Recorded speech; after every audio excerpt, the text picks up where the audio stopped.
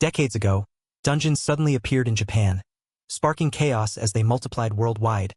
Monsters emerged from these dungeons, forcing nations to urgently develop countermeasures. Thanks to extensive research into defensive strategies, the threat has now significantly diminished. In this world, dungeons, monsters, swords, and magic are no longer just stories from fairy tales. They are a reality we live with today. Explorers now venture into dungeons to gather resources, carefully managing monsters to keep them from escaping outside. The line between fantasy and reality has blurred, leaving many to wonder if this world is truly real. A monster, badly injured and weakened, has somehow wandered into the city. The man cautiously approaches, concerned for its condition, but the creature suddenly lashes out in panic. Despite his fear, the man pushes it aside, knowing the injured monster won't survive much longer on its own. He gently reassures the creature, promising to heal it as he reaches out his hand. A warm light begins to glow, signaling the start of the healing process. The man recalls his skill in healing magic from school as he carefully tends to the monster's wounds. The creature, now calmer, looks up at him with curious eyes, unsure if the pain has eased. The man gently asks if it still hurts, hoping his magic is working. The monster, now feeling better, nuzzles affectionately against the man, who smiles nervously but warmly reassures it. As they share this tender moment, the man cautiously asks if the creature's parents are nearby, aware of the legal obligation to report monster sightings in the city. The man notices the creature's tiny limbs flailing wildly and asks what's wrong. Suddenly, a swarm of large, menacing spiders rushes toward them, startling the man as he instinctively shields the small monster in his arms. The man panics as a swarm of giant spiders rushes toward them in the middle of the city, desperately urging the small monster to stay calm. Suddenly, the creature emits a bright, intense light from its mouth, startling both the man and the approaching spiders. The creature's blinding light blasts fiercely, sending the giant spiders flying backward in a violent explosion. The man clutches the small monster tightly, his face filled with shock and fear as they narrowly escape the deadly assault. The man collapses to the ground, overwhelmed and gasping, while the small monster happily chirps nearby. The shattered remains of the giant spiders lie scattered from the creature's powerful light blast. A police officer approaches, acknowledging the young man's harrowing ordeal with concern. The man and the small creature attract curious attention as people question if it's really a dragon child. A woman finds the creature adorable and friendly, while the man worries about the consequences of taking it home. A police officer reassures them that as long as they file the proper application, tamed monsters are legally considered personal property, making everything perfectly fine. The woman suggests uploading videos of the dragon child to social media, explaining how cute animal and monster videos are hugely popular and could easily go viral. The man is surprised to learn that some video creators have even built mansions from monetizing such content. He wonders if quitting his job to live a slow life in the countryside might actually be possible, though he hesitates at the idea of raising the creature just as a money-making tool. The man worries about the enormous costs of raising a dragon, imagining adult dragons as massive as heavy machinery. Despite the daunting reality, he apologizes to the dragon child for being unreliable and promises to make money from video uploads to support it. Encouraged by his determination, the woman cheerfully offers to be his first fan, while the police officer looks on with quiet support. Exhausted, he finally arrives home, but the silence and mess remind him there's no one waiting to greet him. As he reflects on his lonely life, he recalls how his mother died in an accident when he was young, and his father passed away from sudden illness just as he began working. Alone in his quiet, old home, he kneels with the dragon child, both covered in dirt, and suggests they take a bath together.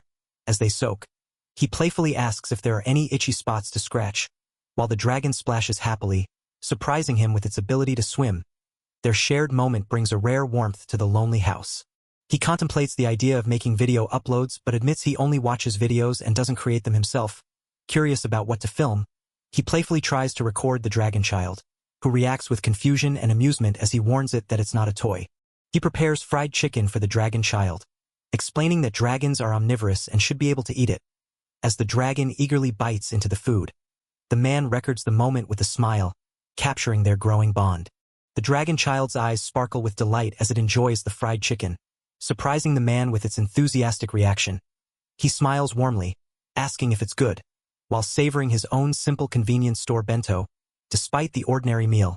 Sharing it together brings a nostalgic warmth, reminding him of cherished days spent with loved ones. The dragon child, full and content, lies on its back and thanks the man for the meal with a happy sigh. The man smiles warmly, gently patting the dragon's round belly and commenting on how much it ate. As he scrolls through his phone filled with photos and videos of the dragon, he wonders aloud what name he should give his new companion.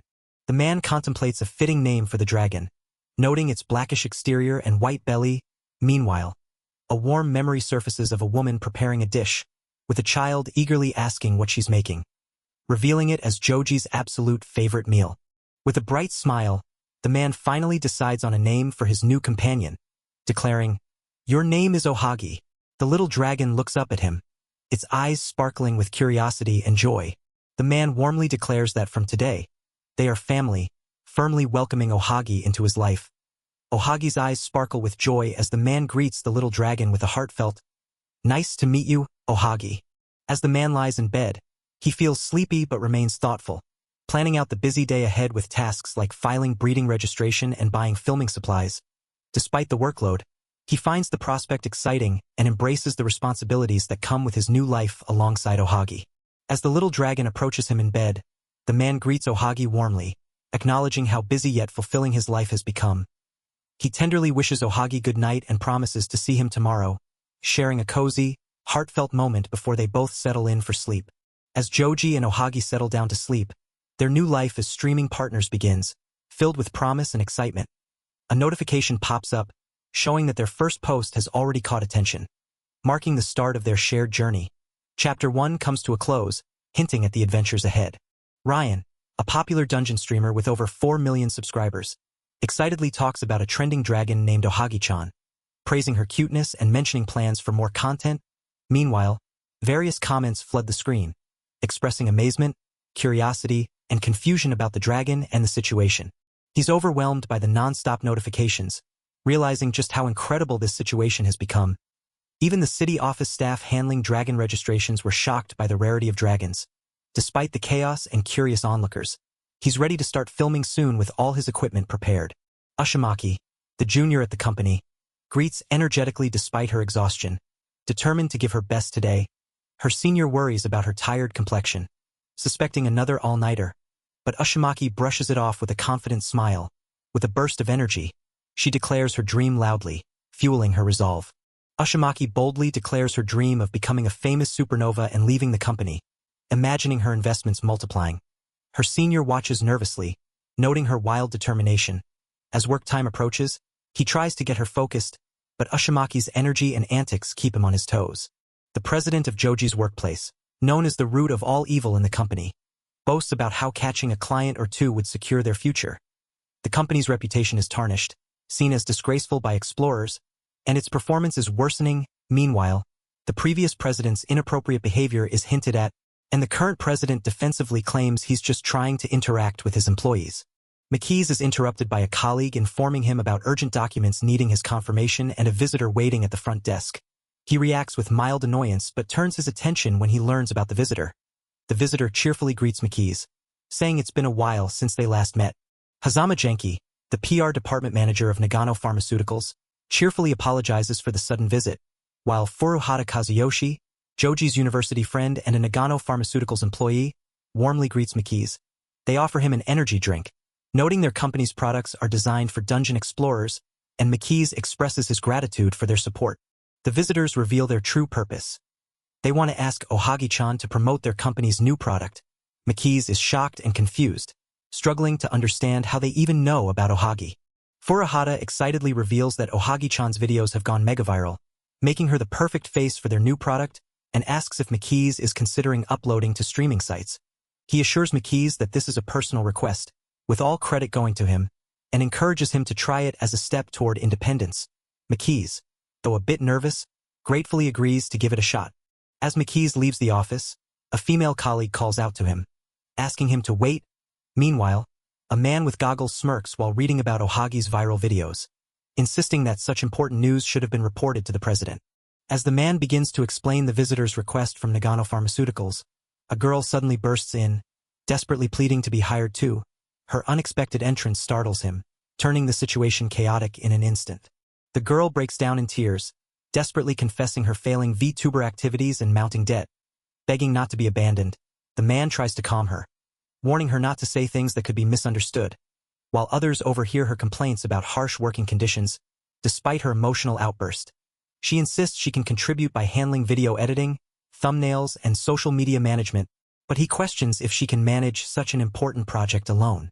The girl cheerfully announces her arrival, claiming she's a devoted junior eager to help, much to the man's surprise.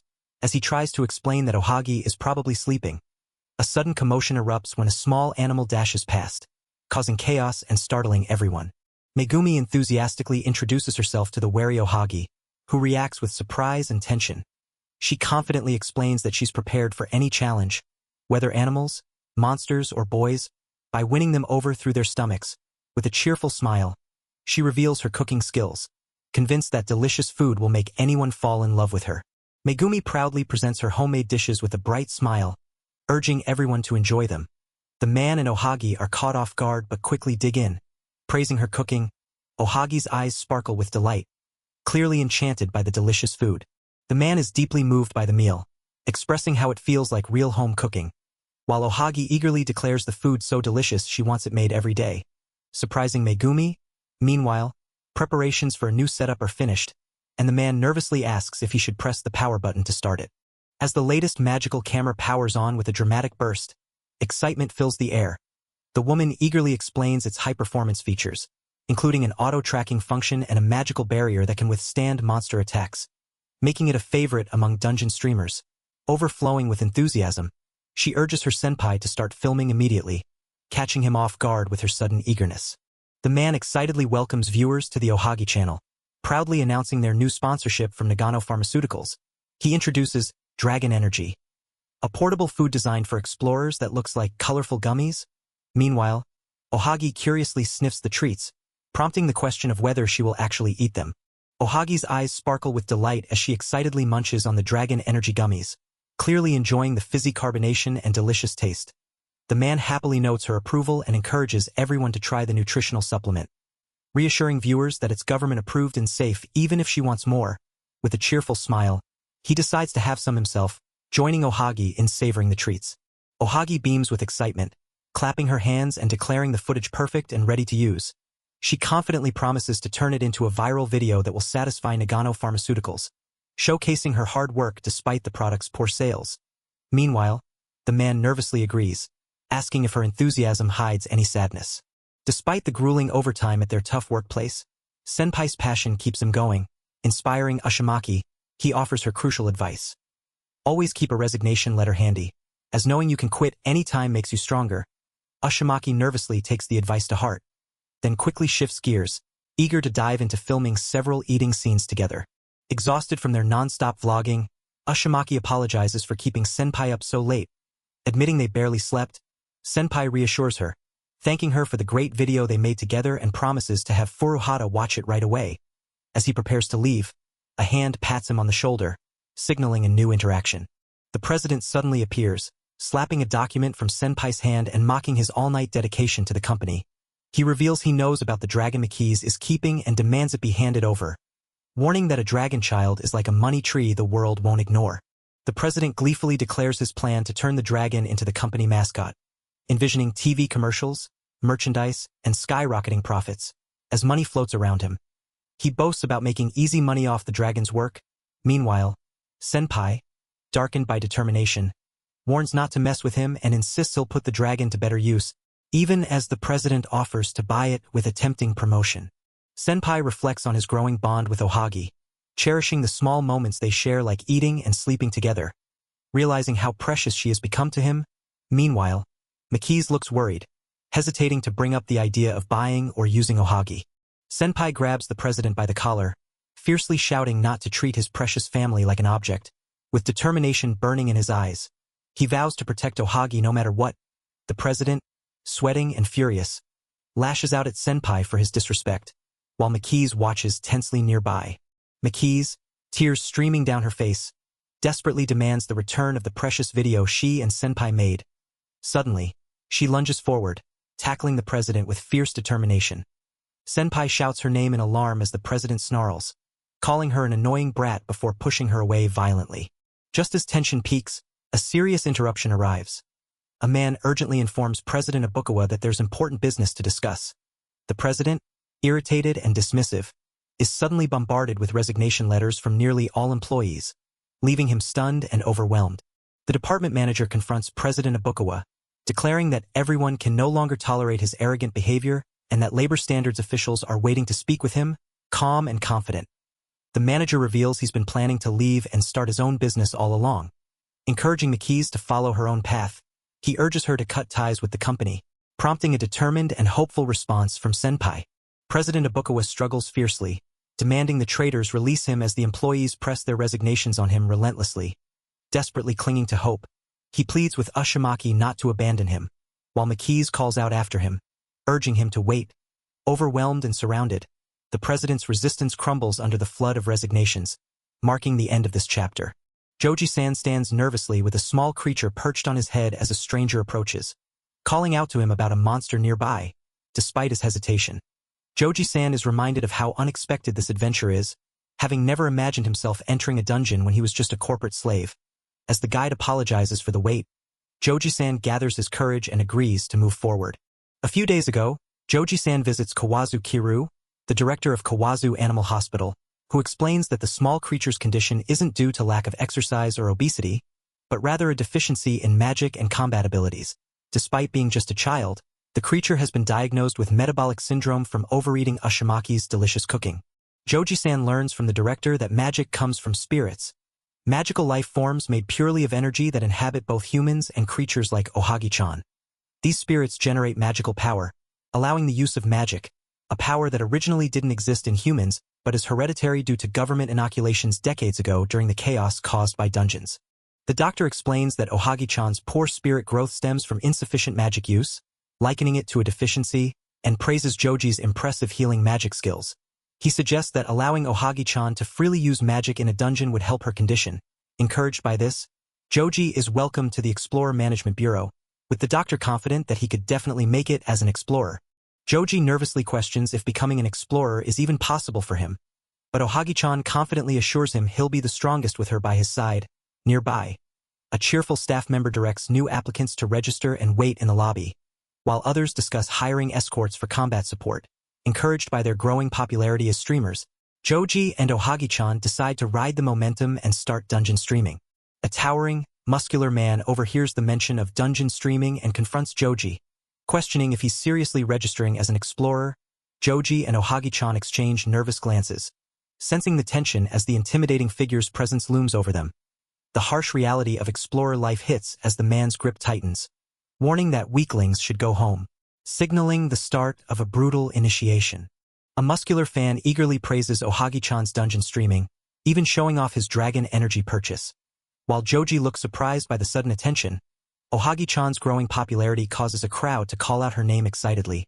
As they navigate through the bustling crowd, Joji apologizes for the trouble, but Ohagi-chan reassures him, grateful that he's safe. Joji and Ohagi-chan introduce Koriko Hanzo, a confident explorer who has agreed to escort them into the dungeon.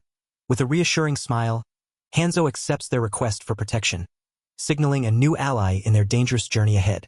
Hanzo expresses his gratitude for the support, emphasizing that helping beginners is part of his duty, and admits that exploring alongside his favorite Ohagi-chan is a special privilege.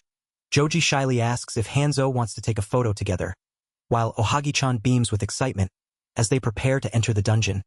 Hanzo explains the exploration time limit system, comparing it to a mountain climbing notification, ensuring safety by sending a rescue party if explorers don't return on time. Beyond this entrance lies the gateway to the dungeon, where the mysterious crystal tree and monsters appeared decades ago. These discoveries sparked humanity's fascination with dungeons, seen as treasure troves of precious materials, giving rise to the profession of explorers. Though now strictly regulated and safer, dungeons still hold undeniable dangers. The escort reminds him to never let his guard down, easing his nerves by assuring him that Ohagi-chan is there for support. As they reach the entrance, he reflects on the vast unknown ahead, an unexplored world still full of mysteries waiting to be uncovered. With a confident gesture, the escort signals the beginning of their journey, welcoming him into the depths of the dungeon where the mysteries and dangers await. Overwhelmed by the sight before him, he breathes out in awe, struggling to grasp the reality that this vibrant, living world filled with flying creatures and lush trees is the dungeon itself. The contrast between his astonishment and the lively creatures around him highlights the unexpected beauty hidden within this dangerous place. As they step into the beginner-friendly zone of the dungeon, the escort explains that the monsters here are weak, making it an ideal place to explore casually. The protagonist, still adjusting to the new environment, agrees but pauses to check something important. Suddenly, a notification pops up.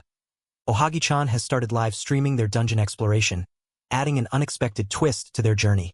Ohagi-chan greets the viewers excitedly on her live stream, happy to share the dungeon exploration in real time. She explains it's her first time, so she has an escort with her. While the protagonist waves and smiles in the background, to maintain privacy, the protagonist chooses not to reveal his face, reassuring viewers as he supports Ohagi-chan's adventure. Suddenly, the escort alerts Joji that monsters are approaching, catching him off guard. She quickly assesses the situation, realizing there are 3 creatures closing in on them. Joji braces himself as the hostile monsters emerge from the shadows. Ohagi-chan unleashes a powerful attack, overwhelming the monsters and forcing Joji to duck for cover. The escort praises Ohagi-chan's incredible strength, calling her a true dragon, while Joji nervously asks if she can ease up on the firepower. Meanwhile, the remaining monsters retreat, clearly intimidated. The monsters are overwhelmed by a powerful magical attack. Retreating in defeat, Joji breathes a sigh of relief, grateful that his support magic proved useful in the battle. The group acknowledges that their training has paid off, despite the hassle of facing so many enemies at once. The forest feels unusually quiet, raising suspicions as Ohagi-chan suddenly takes off without warning. Joji and the others call out in surprise, quickly deciding to follow her as she darts deeper into the woods. Concerned, they watch her determined expression as she leads them onward. A wounded wolf lies on the ground, bleeding heavily, while a small bat-like creature hovers nearby. The boy watching from the side questions, "A wolf?" as the bat-like creature approaches the injured animal with concern. Joji is determined to help the injured wolf despite warnings that approaching a wounded beast is dangerous. He recalls how Ohagi once felt the same urgency to help. As Joji reaches out to heal, others shout warnings, urging him to get away from the beast. But Joji insists it's fine and begins the healing. Suddenly, he is told to look up, sensing an imminent threat from above. Joji looks up just in time to see a terrifying, monstrous creature hanging menacingly above him, its multiple eyes and sharp teeth glaring down with deadly intent. The sudden presence of this nightmarish threat shatters the moment of tentative hope. Joji and the others are violently thrown back by a powerful attack, their shock evident as they scramble to recover. The monstrous creature above lets out a terrifying roar, signaling the arrival of reinforcements as more menacing figures emerge, escalating the danger around them. Trapped and overwhelmed, the group realizes escape is impossible as they vow to protect Joji at all costs. Joji, determined and desperate, casts maximum buffs to aid the injured wolf. Despite the danger and objections from his comrades, he resolves to become a decoy if necessary, unwilling to abandon a life he can still save. Joji's selfless determination to aid the wounded great wolf, regardless of the risks, reveals the true kindness in his heart. His companions question why he pushes so far, but it's precisely this compassion that draws even Ohagi-chan to him. Despite the danger, Joji's resolve shines as a beacon of hope in the chaos. Ohagi-chan leaps into action, skillfully cutting down the spider reinforcements with swift precision. The group rallies, warning each other as one spider targets Joji, who is fiercely defended by his companions. The ninja's strength and agility shine through, determined to protect Ohagi-chan at all costs from the monstrous attackers. Despite their fierce assault, the enemy's wounds are healing too slowly. Raising alarm, Joji senses something is disrupting the healing process but forces himself to stay calm and focus. The source of interference is revealed, a human presence complicating the battle. Joji, surprised, faces the massive, battle-worn wolf who speaks with a calm resolve, promising to lend his strength next time. The great wolf's awakening signals a powerful alliance on the horizon. Chapter 3 ends with this hopeful yet tense moment of unity forming between man and beast. A massive wolf steps forward, offering help, surprising the young man who recognizes a familiar voice behind it. Confused and startled, he questions the wolf's true identity as a mysterious power begins to glow from his hand. A powerful energy connects the young man and the massive wolf, leaving him stunned and questioning the strange sensation. Meanwhile, in a lighter moment, a girl excitedly asks if her senpai understands what Ohagi is saying, while he calmly explains they're not going home yet, but heading to the guild. Nearby, a small creature happily comments on the examination being over, adding a touch of charm to the scene. The older man explains that Joji and Ohagi are connected, referring to a strong bond of trust between a human and a monster that allows their spirits to communicate. Something also known as taming. As the young man listens, he begins to realize the significance of this connection, wondering if this could be what's happening between him and the massive wolf. The massive wolf growls fiercely, commanding the young man to accept it. Suddenly, the wolf releases a powerful burst of energy that shocks him. Overwhelmed, the young man realizes he is encountering unknown magical knowledge far beyond his understanding. The young man, still confused but determined, calls out to Ohagi as the massive wolf commands him to now use it. Suddenly, a brilliant burst of energy erupts from the small creature, launched by the young man's desperate attack. Nearby, a shocked observer watches in disbelief, struggling to comprehend what just happened. A dazzling explosion of energy bursts forth, engulfing the massive wolf's claw and sending shockwaves through the air. The young man and the onlookers are thrown into a state of shock and confusion, struggling to comprehend the overwhelming power unleashed before them. Fear and uncertainty ripple through the scene as the consequences of the sudden magical eruption remain unknown. A colossal dragon-like creature suddenly appears, its imposing figure dominating the scene. The onlookers' shock is palpable, their voice trembling as they struggle to comprehend the overwhelming presence before them. The young man, overwhelmed and confused, calls out to Joji-san, desperately seeking answers about the sudden transformation before him. The dragon-like creature growls uncertainly, hinting at a struggle within. Meanwhile, a swarm of menacing spider-like creatures descends rapidly, intensifying the looming threat. The dragon-like creature lets out a fierce growl as it lunges forward, its eyes glowing with intensity. The spider-like monster snarls, baring its sharp teeth, ready to attack. The young man and his companion watch in alarm as the creature suddenly flees, prompting the young man to shout, "It ran away!" The dragon-like creature unleashes a powerful, blinding energy blast from its mouth, sending shockwaves that tear through the surroundings. The force of the attack creates a violent explosion, shattering the ground and scattering debris in every direction. The ground erupts violently as the dragon-like creature's energy blast detonates, sending shockwaves and debris flying in all directions. The sheer force of the explosion shakes the battlefield, engulfing everything in a blinding, destructive fury. Relieved that the spider threat has passed, the group takes a moment to catch their breath. The healer expresses gratitude for managing to mend the wounds, while the scout confirms no spiders are returning. Suddenly, a fierce growl breaks the calm, startling everyone as a large dragon-like creature emerges, ready to confront them. Joji shares a tender moment with the dragon, who affectionately nuzzles him, while the group marvels at how he's also tamed a great wolf. As they discuss what to do with the wolf, the little bat Ohagi suddenly appears, reminding them that no matter the size, it's still the same loyal companion. Joji cheerfully declares their victory, celebrating the new companion they've gained and the successful conclusion of their adventure. The little bat Ohagi excitedly waves goodbye, inviting everyone to look forward to more videos with the great wolf. With a final press of a button, the stream comes to an end, wrapping up their first dungeon broadcast. Joji thanks Hanzo for guiding them safely, while Hanzo apologizes for the dangerous situation that unfolded. They discuss the strange monster they encountered, resembling the mythical creature Arachne. A fusion of a woman and a spider, Hanzo contemplates reporting this unknown monster to the guild, prompting Joji to ask about the mysterious object Hanzo is holding. Hanzo explains that the item he's holding is an item box made from mimics, designed to easily store defeated monsters without needing a bag. However, he notes its limitations. It can only hold corpses and materials, not inorganic objects or living things, so it's not suitable for storing everything, like streaming equipment. Joji notices a sudden movement and wonders if it was just his imagination, while also asking if the great wolf's injuries came from the Arachne. The wolf explains it was caught off guard by other enemies that attacked before they arrived. But those enemies are no longer present. Joji and Hanzo agree that anyone who could challenge the great wolf must be very strong. They deduce that the reason only weak monsters were reported before is that the great wolf acted as a deterrent, keeping stronger spider forces at bay until it was incapacitated.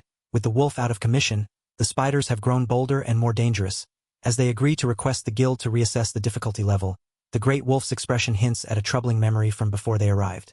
Joji contemplates the possibility that the monsters might originate from another world connected to the dungeon, likening the situation to an isekai fantasy. The idea adds another layer of mystery to the already surprising nature of the dungeon. Meanwhile, a sign for Kawazu Animal Hospital's patient parking appears, hinting at the setting's normalcy amidst the extraordinary events. The group is greeted warmly by a familiar doctor who admires the great wolf tamed on their first dungeon exploration. As they exchange pleasantries, it's revealed that Dr. Kawazu is a respected figure in monster research and often assists the guild, earning him a good reputation among explorers. Meanwhile, a lighthearted aside notes the convenience of dungeon gates being equipped with showers and lockers, and the prohibition of carrying weapons in urban areas. Kawazu assures them that the wolf is fully healed. While the group discusses the health of Ohagi, who has grown gigantic but shows no abnormalities, the conversation shifts as they present the monster that attacked them, prompting Kawazu's curiosity since he's never seen it before, and a sudden memory of a slug-like creature flashes through one character's mind. Apologizing to Kawazu, the girl explains that Lucky ran off the moment he saw him. Suddenly, Lucky starts barking loudly, startled by something ominous growing nearby. Lucky's body begins to grotesquely mutate, his eyes turning wild and a dark symbol appearing on his forehead, causing everyone to panic. The girl desperately calls for help. While the others scramble to understand the terrifying transformation, fear and confusion grip the group as they witness Lucky's sudden and alarming change. Kawazu reassures everyone that Lucky's life isn't in danger and that he's back to normal, though he'll stay overnight for observation. Then, holding up a vial, the doctor reveals a parasitic slug responsible for infecting Lucky's body, and all the arachne and spider monsters as well, leaving the group shocked and uneasy. Kawazu explains that the parasite resembles a slug, but is mostly composed of magical energy, feeding on spirits and devouring the host's magical energy, which increases aggression and alters their physical form. The group realizes this explains the ferocity of the monsters in the dungeon, especially the mutated spider monsters covered in these parasites. Urgently, the doctor instructs Hanzo to report the discovery to the guild immediately. Kawazu confirms that the two creatures show no magical disturbances and appear safe, but warns everyone to remain cautious. He reveals that the parasites dramatically increase the host's strength and magical power, which could lead some to exploit this knowledge if it becomes public. He urges them to keep the information confidential and instructs Hanzo to have the guild investigate the matter discreetly. Hanzo reflects on the shocking existence of the parasites and warns the group to remain cautious, as they might encounter them again in their next exploration. Meanwhile, Ohagi excitedly rushes over, relieved and thrilled to see Senpa safe, praising the intense and amazing live stream of the battle. She gushes over Senpa's strength, especially his final attack, and expresses how worried she was when the stream ended abruptly. Ohagi eagerly asks Senpa what he plans to name the wolf, suggesting something sophisticated and mature to match its calm demeanor. Senpa contemplates the name and tentatively offers Zensai, prompting a playful remark about his unique naming sense. The wolf responds with a contented woof, approving the choice. Senpa reminds himself that worrying won't solve anything and suggests celebrating their new family member. Zensai? Ohagi excitedly brings out premium meat, ready to celebrate with a feast. The group cheers, welcoming Zensai warmly and congratulating Ohagi on the success of their first dungeon stream. A mysterious figure receives a vial containing dangerous material entrusted by Kawazu, emphasizing the need for utmost caution. The investigation is ordered to proceed urgently and in complete secrecy, as the stakes behind this discovery remain unclear.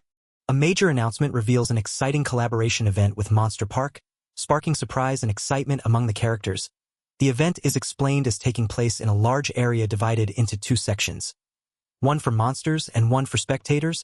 Monster Park is described as a huge playground specifically designed for monsters to enjoy. The Monster Park director, Jayabu Fukujiro, warmly welcomes everyone to the lively park, bustling with fans of Ohagi-chan. The event promises a unique experience where monsters play freely in a space like a fusion of a dog park and a zoo, allowing spectators to watch them up close. Excitement builds as the collaboration offers exclusive goods and invites everyone to join in the fun alongside Ohagi and the others. The park director encourages everyone to relax and enjoy the park without pressure, emphasizing that experiencing it fully is the best way to understand and promote the facility. Meanwhile, the lively atmosphere inside the main area buzzes with playful monsters and excited visitors. Ohagi-chan and the others eagerly take in the vibrant scene, ready to join the fun. With excitement, the group agrees to play to their heart's content, eager to explore the fun-looking play equipment scattered around. A friendly visitor asks if their child can join in, and the group warmly welcomes them to join the fun without hesitation. The atmosphere is lively and inclusive, filled with joyful anticipation. As Zensai-chan boldly pushes through the crowd, the group urges him to be careful not to intimidate others. Meanwhile, the small creatures exchange playful sounds, with one nuzzling affectionately against the panda-like companion, sparking a warm and gentle moment amidst the lively scene. As the playful creatures bond effortlessly, The boy suddenly feels a strange familiarity with the girl who just appeared. She warmly introduces herself as Maki-san and expresses how much she enjoys his streams, catching him completely off guard. Meanwhile, an apologetic figure approaches, hinting at something involving their bunboku. The girl introduces herself as Jayabu Cha-Cha, a popular streamer from Bunboku Diary, and reveals that director Jayabu is her grandfather. The boy, surprised and excited, recalls how Bunboku Diary was a comforting escape during his stressful corporate days. She offers to guide him around, mentioning that Bunboku seems eager to play together, and he happily agrees. Maki's eyes sparkle as she activates her BL vision, imagining a wild and sexy werewolf alongside an innocent dragon Shota. Overwhelmed by how perfect the pairing would be for a thick doujinshi, lost in her fantasy, she blushes and gushes, while the boy nervously tries to deny hearing anything, suddenly feeling uneasy.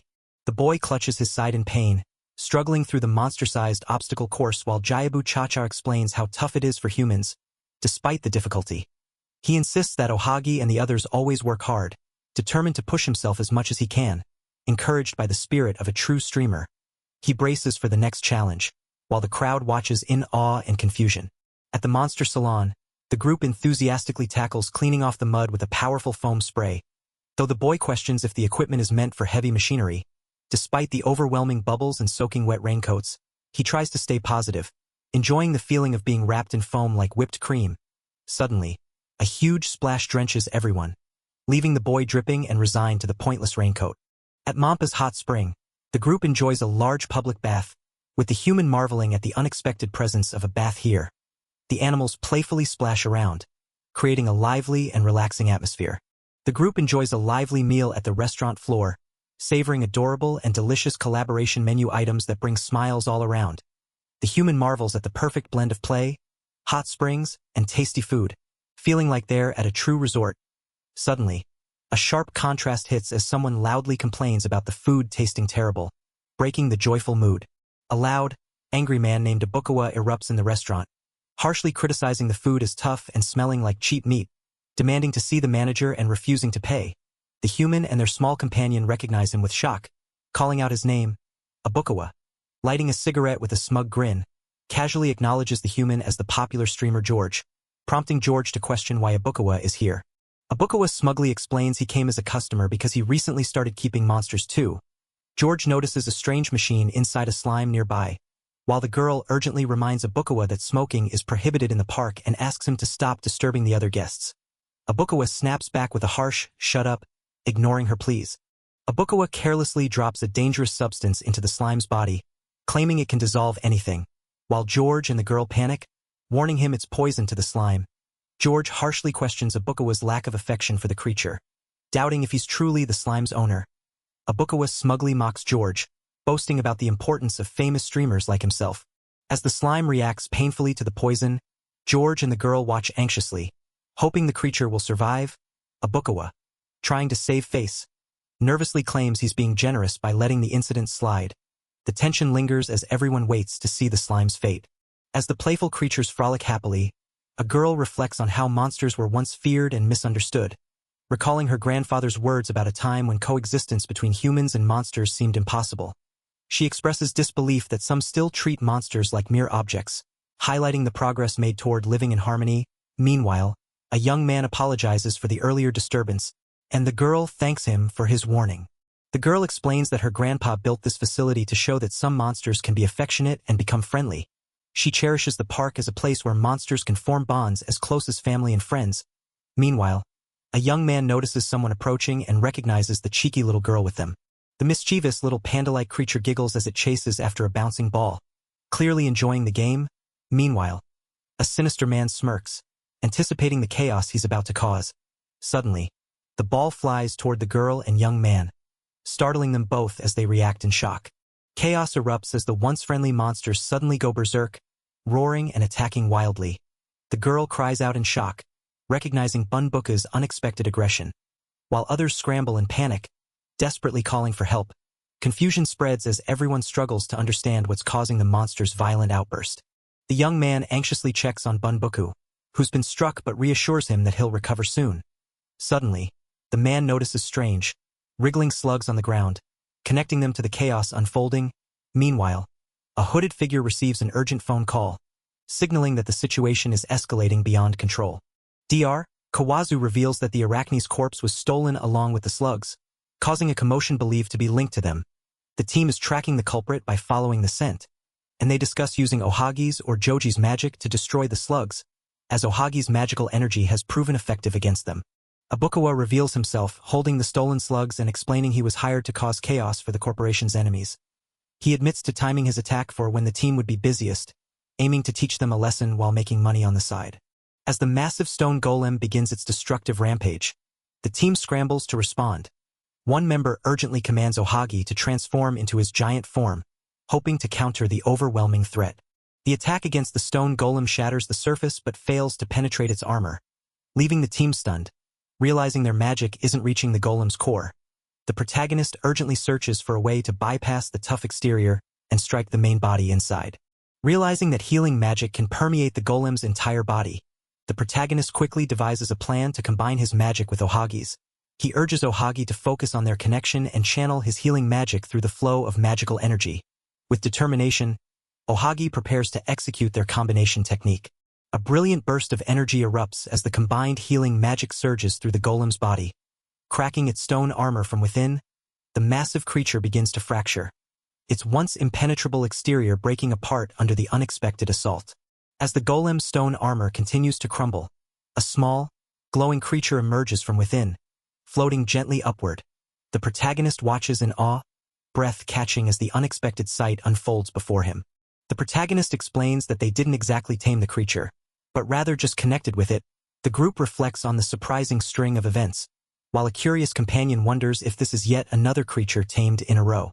The group expresses their heartfelt gratitude to McKees for saving the park, with warm smiles and sincere thanks, as McKees humbly accepts their appreciation. A jealous junior suddenly protests, warning the senior not to get too close.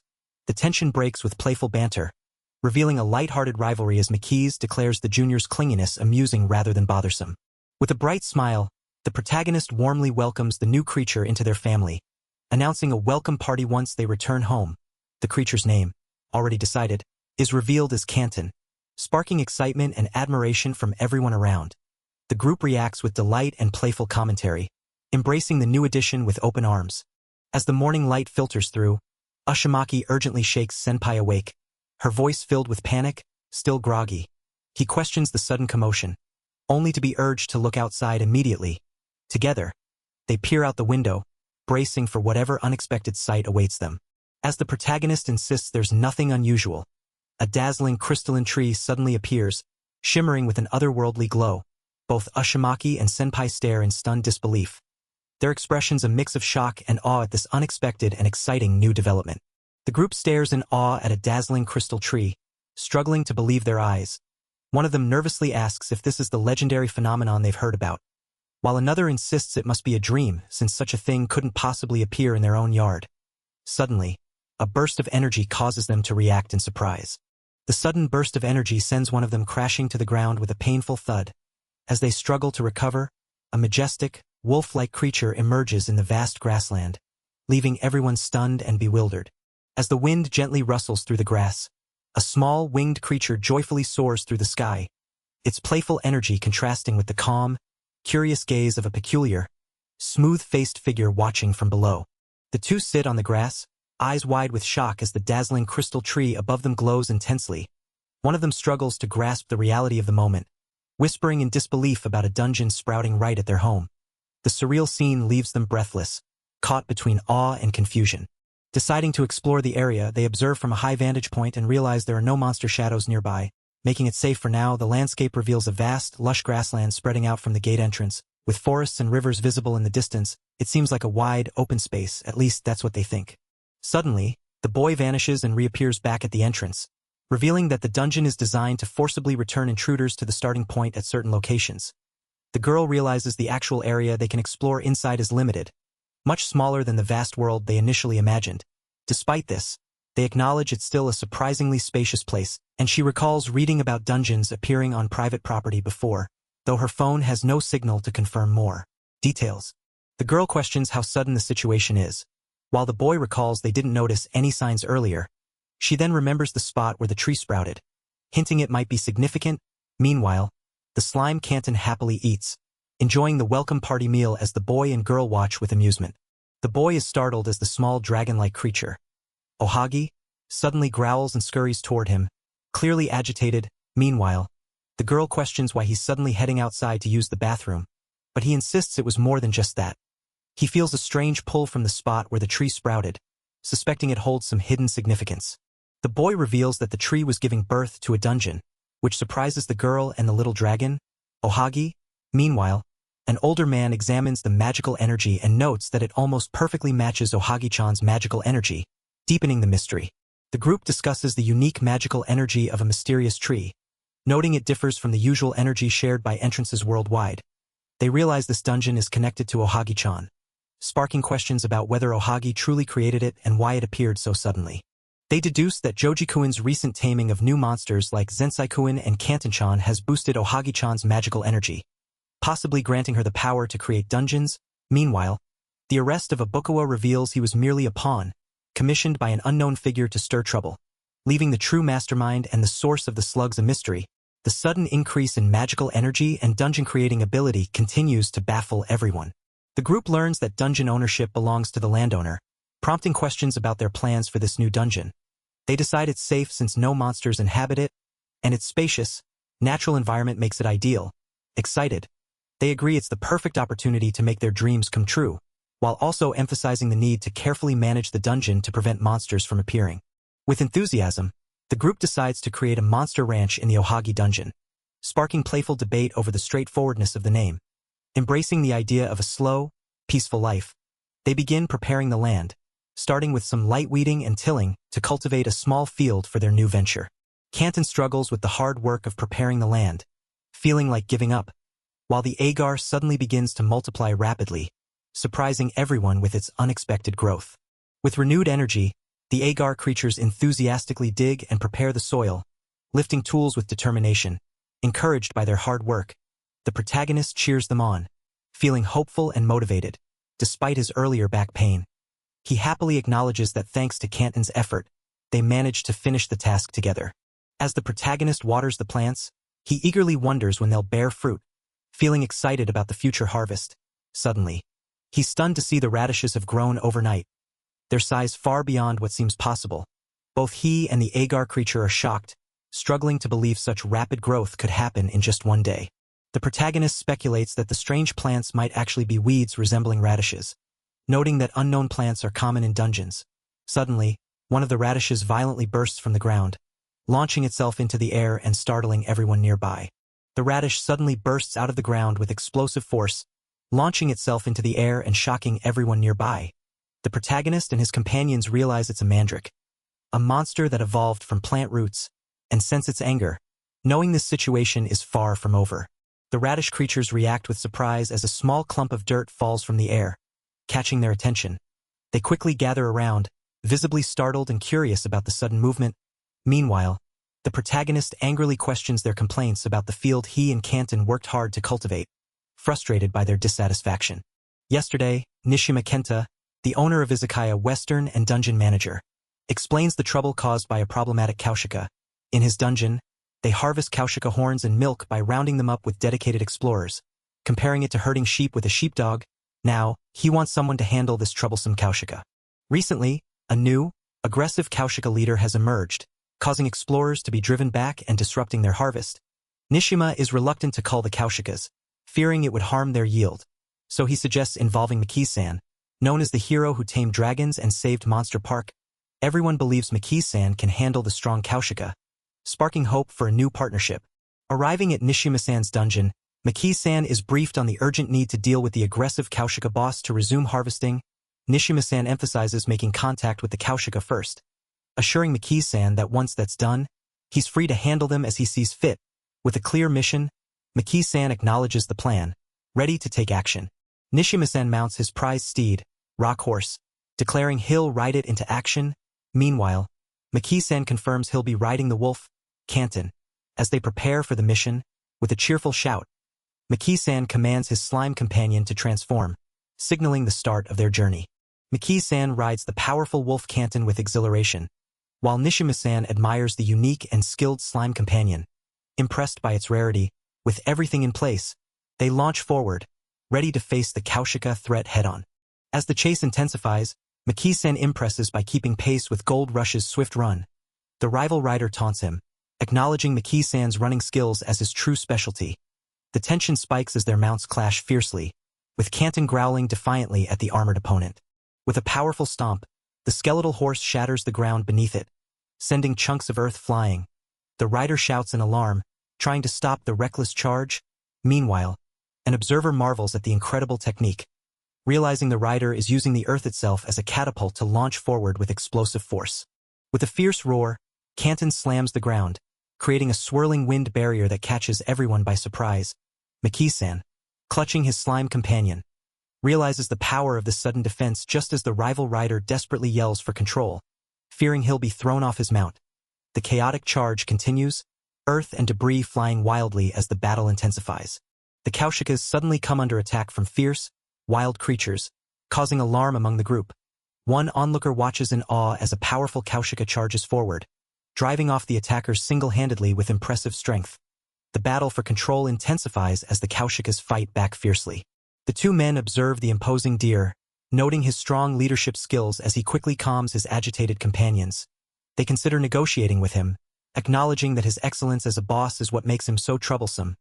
Suddenly, the deer notices them, already recognizing one of their faces, causing tension to rise as the ground rumbles ominously beneath them. The tension escalates as the two men and the imposing deer engage in a fierce stare-down, reminiscent of a Yakuza showdown. Amid the rumbling ground, the younger man boldly steps forward to confront the situation. The deer and the wolf-like creature exchange intense growls and barks, their rivalry crackling with raw energy. The wolf-like creature Zensai lunges aggressively, but the younger man desperately tries to calm him down, pleading for peace. The older man acknowledges the failure of negotiations and suggests retreating to regroup and plan over food. As tensions ease, the focus shifts to a fallen apple, quietly symbolizing the fragile state of their uneasy truce. The small deer-like creature eagerly approaches the fallen apple, calling out "Bumo!" With a heartwarming expression. It takes a bite, prompting the younger man to ask if it's a child and offer more treats, which the creature happily accepts, its eyes sparkling with delight. Suddenly, the large deer's intense gaze softens as it cautiously eyes the apple being offered. The younger man and the wolf-like creature urge the deer to calm down and accept the treat, hoping to bridge the gap between them. Tentatively, the deer takes a step forward, intrigued by the promise of the delicious apple. The group discusses using food to lure the creatures, noting how the Kaushika child eagerly devoured the apple earlier and how the boss seemed interested as well. They acknowledge the scarcity of edible plants in the barren dungeon, emphasizing that even if they attract the smaller herbivores, it won't matter unless they can also lure the boss. The group discusses how the boss monster won't even consider ordinary apples. Despite the high quality of the ones they have, they realize they need something special that monsters would like, and one of them suggests using mandrakes, known as plant specialists who can use magic to grow plants. They hope that with the mandrakes' help, they might be able to create the right kind of produce to lure the boss, leading to a call for assistance. The group calls on the mandrakes for their magical expertise to create the best fertilizer and a lush pasture, aiming to grow supreme vegetables that will impress the Kaushikas. Despite their reluctance and complaints about being tired, the mandrakes are persuaded to help. The leader wonders what kind of magic this really is, given their unusual cooperation. The mandrakes dance in circles around the field, singing their strange, melodic chants as the night deepens. Despite the growing fatigue of the group, the ritual shows no sign of stopping anytime soon. Inside, a curious onlooker asks if the vegetable making with the mandrakes is finished, only to learn the process will continue well into the night. Realizing they must stay overnight to support the mandrakes, the group reluctantly accepts camping out under the stars. Ushimaki excitedly reveals her full set of camping gear, a result of her newfound obsession with the camping anime, finally getting to use it all. Despite the inconvenience, the group prepares to make the best of their unexpected outdoor stay. Excitedly holding a small grill, she enthusiastically debates what to cook first: barbecue, hot pot, roasted marshmallows, or curry noodles, while he wonders if it's a metal coin box. He savors the peaceful moment, enjoying coffee by the campfire under the starry sky. The slow life he's been longing for, around him. The group happily roasts food and shares drinks, embracing the simple joy of camping without any electric lights. The warmth of the fire and the company make this moment truly special. Under the vast, starry sky, they gather peacefully around the campfire, sharing warmth and laughter. The gentle glow of the fire flickers as small creatures play nearby, adding a touch of magic to the serene night. This quiet moment feels like a perfect escape into the slow, simple joys of life. After pulling an intense all-nighter streaming, he collapses in exhaustion alongside his tired companions, determined to make his plan succeed despite the fatigue. The toll of the long night is clear, but his resolve remains strong as he prepares to tackle the next important task. The mandrakes eagerly present their fresh, flavorful vegetables, hoping to entice cooperation by offering an abundant feast. Their earnest plea fills the air as they promise that helping them means enjoying all the delicious produce. The tension rises as one mandrake swallows nervously, sensing the importance of this moment. He proposes a truce. If the herd stops attacking humans and cooperates with milk and horn harvesting, he promises to supply them with ample food to support their growth. The herd leader listens intently, sweat forming as the weight of the offer sinks in, overwhelmed with emotion. The leader's eyes well up, hinting at a hopeful acceptance of this new alliance. The herd erupts in joyful cheers, loudly affirming their decision to cooperate. They eagerly begin eating the fresh vegetables offered, their expressions softening with gratitude and hope. The promise of a peaceful alliance brings a newfound sense of relief and optimism among them. The farm has grown peaceful and expanded, now home to new friends, the Kaushika cow monsters. Among them is Cafe au lait, a curious calf whose milk is delicious. With the boss's permission, 5 Kaushikas have come to live on the farm, and a special bond has formed with the baby calf. With the farm bustling with new friends and activities like composting and milking cows, excitement fills the air. The protagonist cheerfully promises to keep everyone updated on their monster ranch's progress, inviting readers to join in on the journey. Meanwhile, a relaxed observer watches from above, appreciating the peaceful and prosperous life unfolding below. The group plots to make their videos go viral by featuring monsters and taking things to the extreme, hoping to join the ranks of popular streamers like George. Excited by the idea, they decide to investigate the mysterious Mountain of Mysteries, where demons reportedly appear. Their ambitious plan sets the stage for the next adventure. The streamer enthusiastically greets his viewers, announcing a casual live stream on the Ohagi channel. As he sets up, he praises the detailed stream layout created by his talented junior, a VTuber. Expressing gratitude for the support, the stream begins to load, and excitement builds as the video is about to appear on screen. The stream reveals a live feed from the Ohagi Ranch, where cheerful creatures carry buckets of compost. The compost is confirmed to be successfully made, delighting the mandrakes who happily snuggle into its soft, warm texture.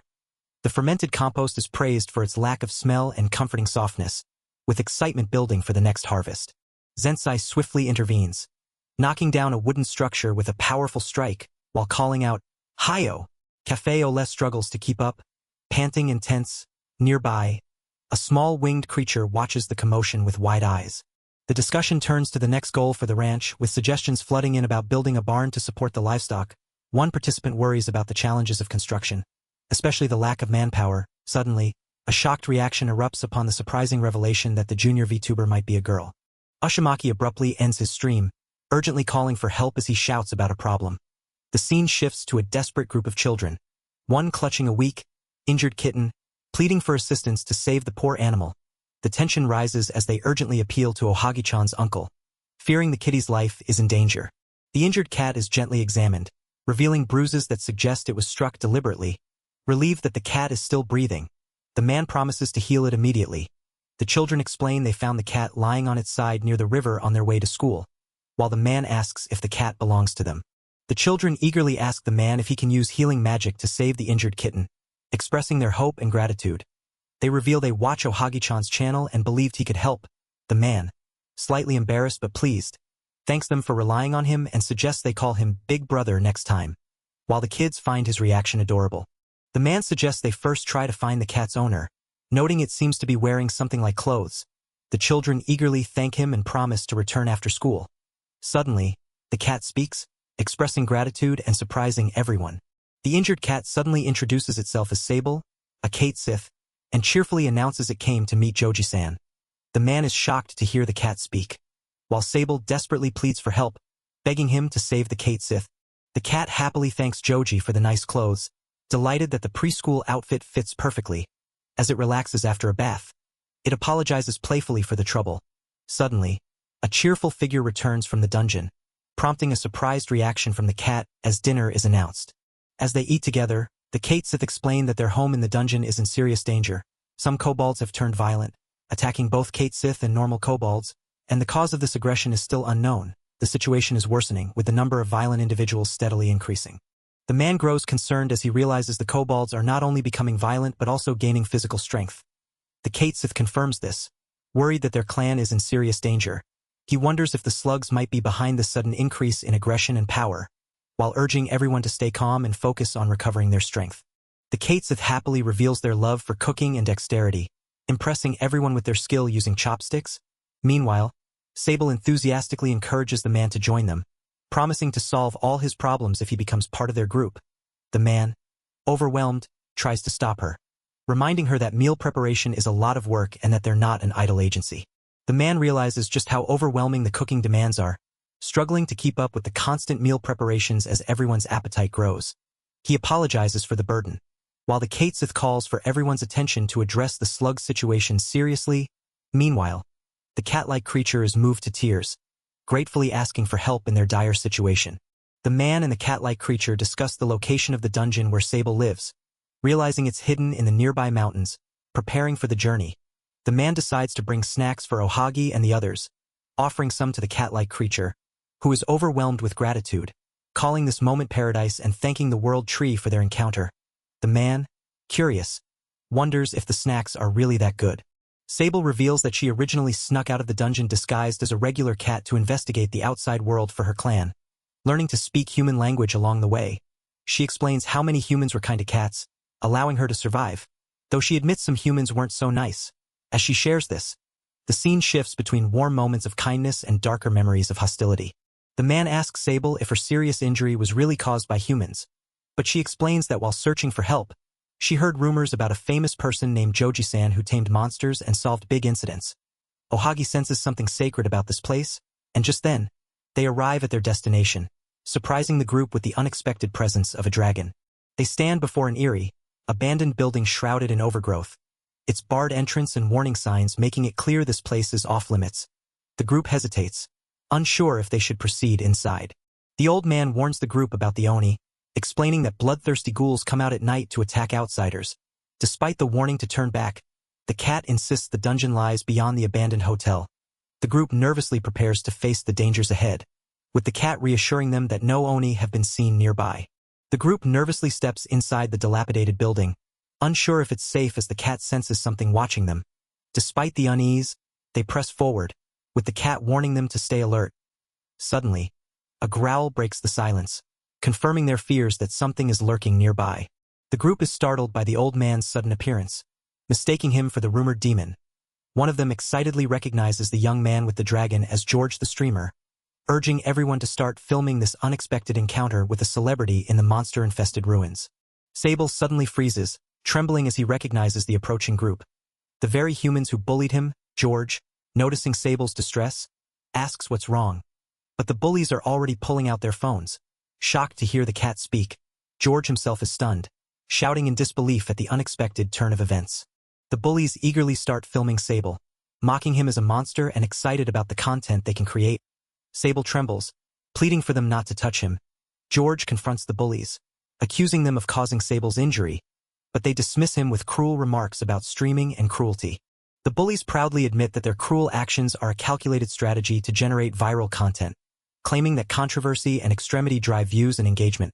They dismiss the criticism, insisting they're just meeting market demand and that a talking cat is guaranteed to attract attention. Meanwhile, George watches helplessly as the bullies argue over claiming Sable as their prey, escalating the tension. George fiercely warns the bullies to keep their hands off Sable, declaring he won't collaborate with such scum. The bullies, undeterred, suggest a collab stream to boost their views, mocking George as a hypocritical famous streamer.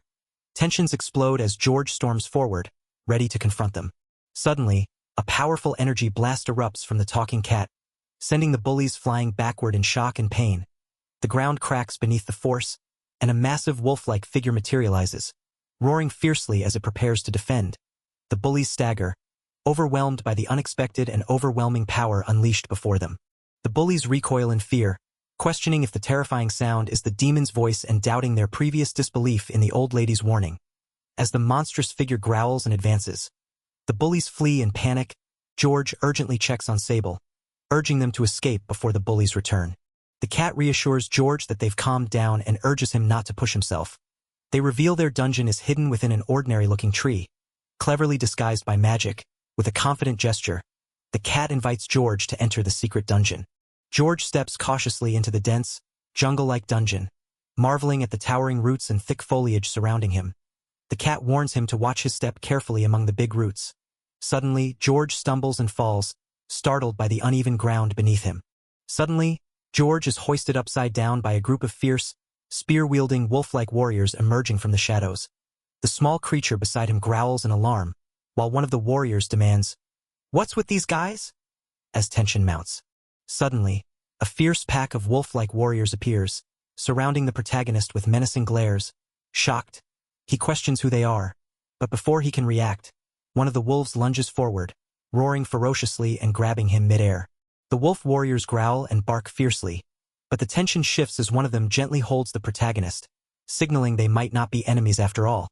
The cat-like companion anxiously pleads for the wolves to stop, while the wolves exchange uncertain glances, hinting at a complex situation beyond simple hostility. The wolf warrior reveals that the talking kobolds are the ones who need saving, surprising the protagonist and his cat-like companion. The cat-like companion reassures the protagonist that these kobolds haven't gone berserk yet and that Joji-san is an ally. Despite this, the protagonist remains wary, unable to fully trust the situation. The wolf warrior accuses Joji-san of pretending to help while planning to deceive and harm them. Pointing a spear threateningly, the cat-like companion quickly protests, insisting Joji-san isn't that kind of person. Meanwhile, Joji-san calmly asks to be put down, explaining he came because he believes he knows the cause of the rampage and can't ignore the harm it's causing to many people. The protagonist is suddenly launched into the air, panicking and shouting that he's going to die. The wolf warrior warns that if any trouble happens, the cat-like companion will be held responsible and refuses to forgive either of them. Meanwhile, the protagonist lands safely and gratefully thanks the cat-like companion for saving him. The cat-like companion pleads for forgiveness, explaining that their desperation is understandable given the chaos. The protagonist reflects on the tragic reality. Their loved ones have suddenly changed and harmed their comrades, and without knowing the cause, more could go berserk, despite wanting to hear their story and understand the situation. He worries about gaining their trust as they arrive at their destination. The cat-like companion proudly introduces their village, but the protagonist is surprised by how small and simple it looks, confused. He questions if this is really the village, seeing only trees stretching endlessly. The companions urge him to look up, revealing a breathtaking sight that leaves the protagonist in awe. The protagonist gazes up in awe at the sprawling village built high among the massive trees, as the cat-like companion proudly welcomes him to the Katesith clan's home. The unique treetop village is bustling with playful feline residents who explain their love for climbing and living in such lofty places. The protagonist is amazed, never having imagined a village could exist so far above the ground. The cat-like companion explains that the village has remained safe because the kobolds aren't skilled climbers, making attacks difficult. The protagonist realizes this is how Sable and the others were saved, as no berserk Katesith have appeared to threaten them either. The protagonist nervously introduces himself to the Katesith elder, who warmly welcomes him despite not being able to enter. The elder expresses gratitude for the visit and promises cooperation, while the cat-like companion excitedly repeats the elder's words, filling the room with a cheerful atmosphere.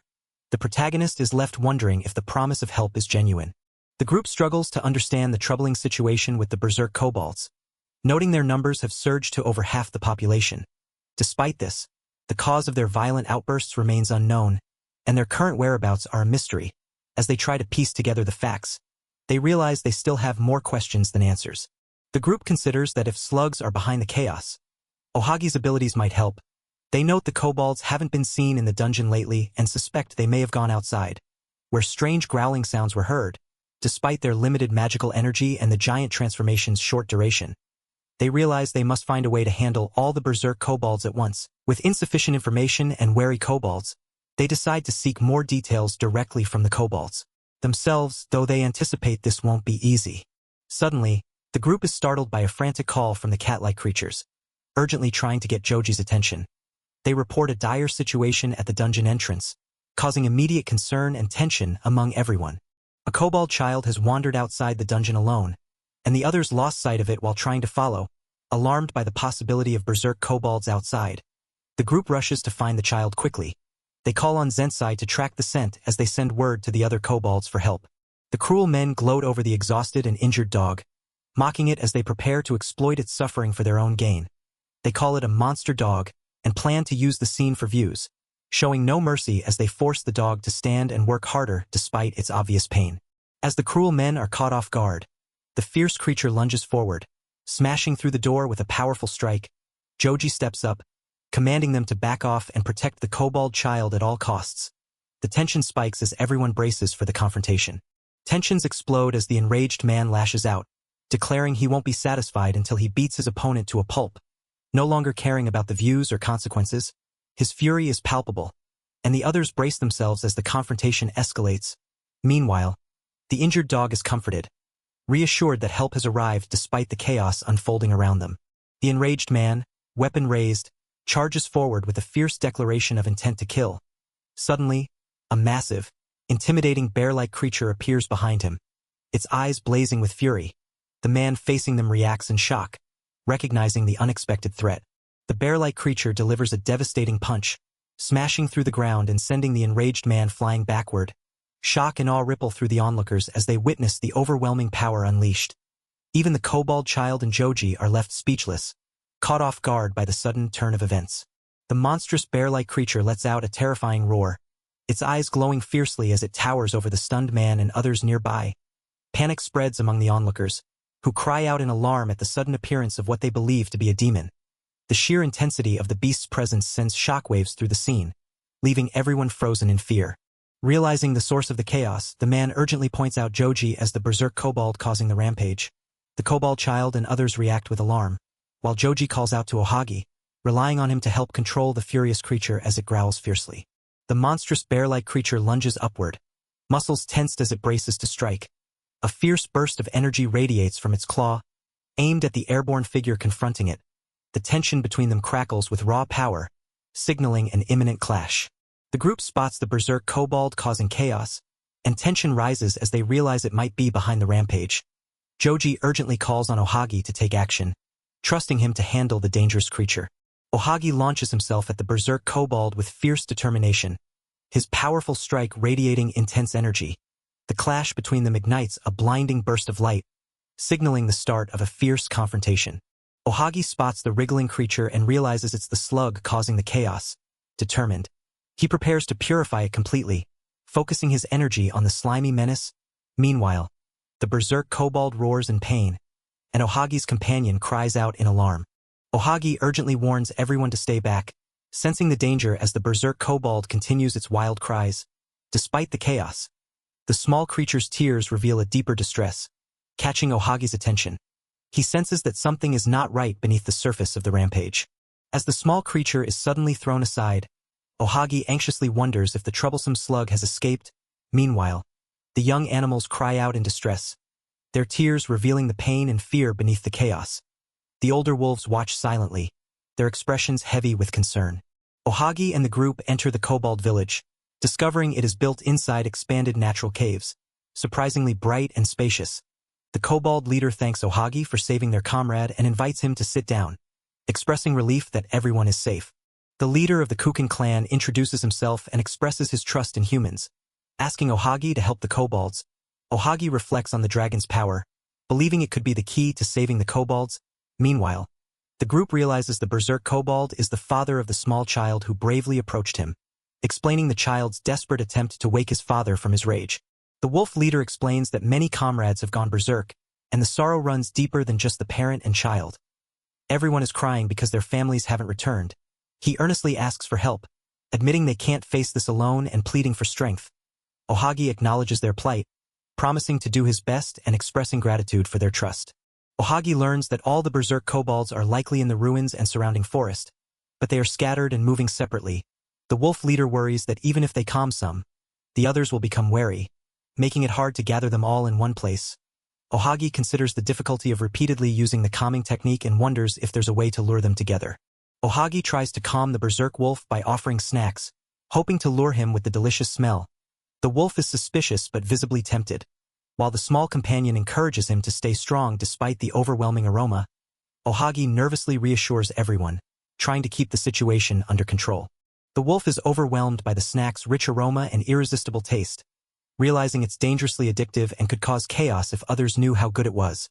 The small companion excitedly understands the wolf's reaction, while Ohagi nervously contemplates trying a bite himself, surprised by how delicious it seems.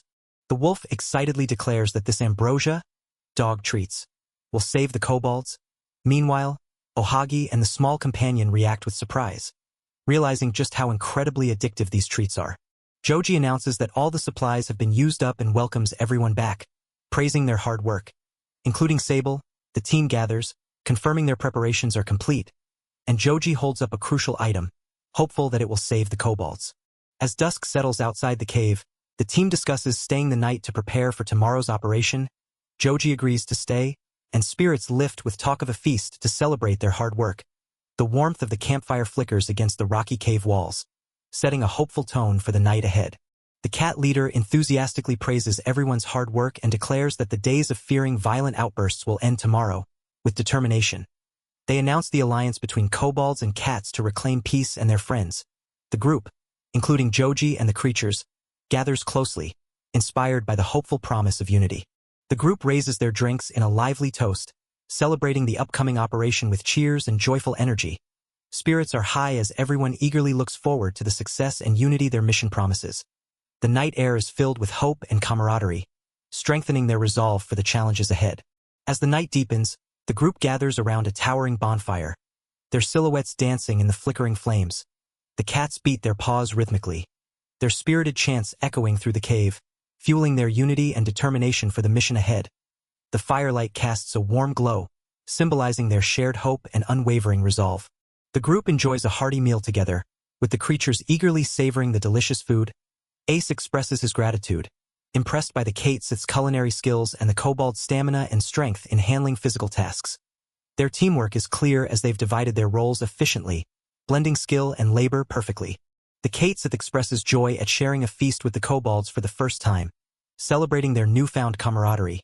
Despite their species' differences and usual distance, they now unite as comrades to face a common challenge. Filled with hope, they vow to make tomorrow's operation a success together. The kobolds and Kate's toast to their newfound friendship, hopeful that they can all get along well from now on. While their bond seems strong, a lingering worry remains about the troublesome streamers who previously fled in fear of the berserk kobolds. Now aware of Sable and the others, there's concern about whether these streamers will simply back down or cause more trouble. A troubling possibility arises. If the streamers are captured, their information could be sold to a TV station, exposing them to public scrutiny and danger. The protagonist contemplates what can be done to protect them, while reflecting on the greed of people like President Ibukawa, who exploit others for profit. Suddenly, the protagonist is alerted by a curious sound. The protagonist notices the adorable creature lying on its back, blissfully enjoying the warmth and comfort. As he reaches out to pet it, the fluffy animal reacts with pure delight, causing the protagonist to smile despite himself. Suddenly, the situation takes a surprising turn as the creature's unexpected strength sends the protagonist flying backward. In the quiet night, the faint sound of chew echoes from an abandoned building. Two mice cautiously communicate, sensing something amiss. Suddenly, a menacing growl breaks the silence, revealing a fierce predator lurking nearby. The predator's hunger consumes it entirely, its mind flooded with violent urges and desperate cravings. Its glowing eyes catch a tantalizing scent, igniting a fierce desire for more. The blood-stained floor and the faint smell of fresh prey only fuel its insatiable appetite. The predator devours its prey with ravenous delight, overwhelmed by the delicious taste and craving more. Its pack watches eagerly, drawn by the intensifying scent of fresh meat nearby, determined and possessive. The predator refuses to share, fixating on the growing smell that promises even more to feast on. The pack of wolves fiercely devours the fresh prey, growling possessively as one claims, "It's all mine." Amid the chaos, a tense figure struggles to speak, while another commands urgently, "Now NYA." Suddenly, a strange, gooey creature bursts into the scene, engulfing the wolves in a sticky, overwhelming mass. The pack snarls and struggles, caught off guard by this unexpected attack. Their fierce growls turn to shocked cries as they try to break free from the slime's grasp. The plan is set. A large amount of meat, seasoned with treats, will be scattered around the ruins to lure the berserk kobolds out of hiding. Their insatiable hunger will drive them to gorge repeatedly, irresistibly drawn to the feast. The two prepare to execute the trap, counting on the kobolds gathering where the meat scent is strongest. With fierce determination, The rider commands Ohagi to unleash full power, urging the beast forward. The dragon-like creature roars, ready to strike as the rider calls out to Joji-san and Ohagi-san, signaling the start of their attack. With a fierce roar, Ohagi unleashes a powerful blast from above, the intense light and energy raining down on the berserk kobolds below, catching them completely off guard. The overwhelming force descends like a storm, ready to crush the trapped pack. As the intense light washes over them, the berserk kobolds' fierce expressions soften. Their eyes wide with a sudden warmth, they begin to realize the battle is over, whispering hopes of returning to their family and finally going home. The overwhelming power brings a moment of peace amidst the chaos. With the battle finally over, joy fills the air as the rider and Ohagi celebrate their victory. Around them, the once fierce kobolds now rest peacefully, their bodies relaxed and safe at last. With the monsters counted and accounted for, relief washes over the group as the creatures reunite with their families. But just as peace seems restored, a new threat emerges. Humans recognize the monsters as the violent attackers and rush to confront them, tension rising in an instant. The police officers recognize the huge monster as the same dragon from before and excitedly point out that it's Miki's Joji, the officer who helped them earlier. The officers gush over the monster, revealing their fans who watch its streams, while the monster shyly thanks them. Meanwhile, another character reacts angrily, demanding to know what they're talking about. Tension rises as the humans demand the monsters be eliminated quickly, labeling them harmful beasts. The police officer, however, sees the monsters as harmless, even calling them puppies, which frustrates one of the humans who insists they're still dangerous. Meanwhile, the protagonist calmly invites Sable and Kukin to his home, asking for their help despite the cramped living situation. The kobolds eagerly pledge their loyalty to Miki's Joji, excited to join and be useful, while promising that all the Kate Sith would happily come along. Meanwhile, the humans argue heatedly over the kobolds' fate, with one insisting they feared for their lives after the kobolds attacked children first. The police officer reassures the protagonist that the kobolds are exempt from extermination now that they are tamed and accounted for, calming the tension. The police officer warns that ordinary citizens trying to hunt monsters is a violation, teasing the protagonist by comparing his face to a troublesome streamer they've heard about. Despite the tension, the group prepares to head down to the station, with the officer reassuring that they'll just have a long chat and even order food. Meanwhile, the kobolds cheerfully support Miki's Joji, while he questions if this really settles the matter. The protagonist cheerfully broadcasts from the back of a truck, surrounded by various monsters, including some new creatures, as they head to their destination with permission to supervise the monsters.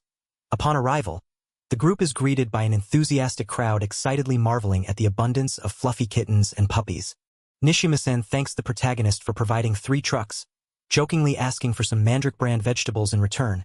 Overwhelmed by the sight of so many fluffy little furballs, a girl excitedly wonders if it would be bad to dive in, while the protagonist warns her not to cause any controversy and readies the camera. The group arrives at Miki's Joji's dungeon, which is surprisingly spacious and comfortable despite initial appearances. Excited by the growing number of new friends, they discuss building homes and a barn, turning the area into a thriving village. As plans to continue developing Ohagi Ranch are announced, the protagonist is caught off guard by the sudden farewell. The group notices red cones marking a boundary they thought they couldn't cross, leading to the startling realization that the dungeon has actually expanded in size. Meanwhile, an unseen figure watches from behind a computer screen, applauding the impressive developments and expressing genuine entertainment. Behind the scenes, a mysterious figure in a sharp suit and hat praises George-san for not only resolving the berserk state but even taming it, clearly impressed by his achievements. As he leans back with a sinister smile, he hints at future encounters, leaving a chilling impression that he may be a formidable adversary.